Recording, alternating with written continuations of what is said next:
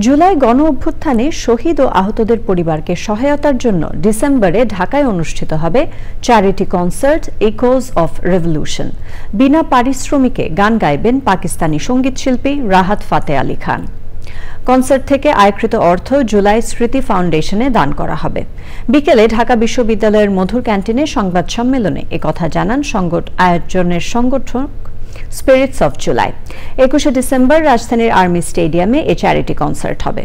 এছাড়াও কনসার্টে কম পারিশ্রমিকে দেশীয় সঙ্গীত ব্যান্ড আর্টসেল, চিরকুট, অ্যাশেজ, আফটারম্যাথ ও র্যাপ সঙ্গীত শিল্পী শেজান এবং হান্নান গান পরিবেশন করবেন। কনসার্ট ইভেন্টে গ্রাফিতি প্রদর্শনী, মঞ্চনাটক এবং মুগ্ধ ওয়াটার জোন সহ আরও বিভিন্ন কর্নার থাকবে বলে জানানো হয়।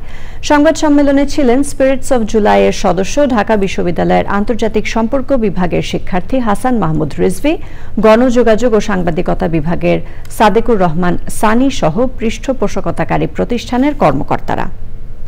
যেহেতু আমরা ইন্টারন্যাশনাল একজন সেলিব্রিটিকে যদি নিয়ে আসতে পারি, তাহলে সেই ক্ষেত্রে আমাদের চ্যারিটি কনসার্ট আরো প্রাণবন্ত এবং জাঁকজমকপূর্ণ হবে।